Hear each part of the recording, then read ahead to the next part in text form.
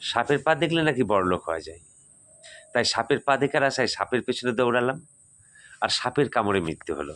কথাটা আমার নয়, কথাটা ভারতের নির্বাচন কমিশনারের।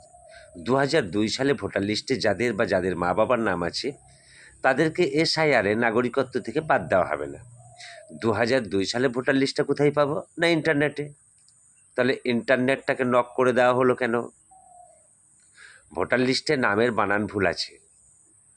জামেনুরকে করে দেওয়া হয়েছে জামেশ্বর, বামাচরণকে করে দেওয়া হয়েছে বালাবরণ।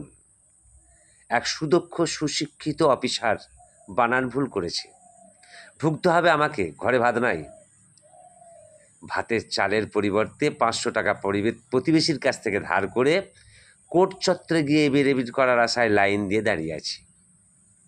কিন্তু ভুলটা তো আমি করি নাই, করেছে এক সুদক্ষ অফিসার। তার কি হলো? তার কোনো পানিশমেন্ট আছে কি?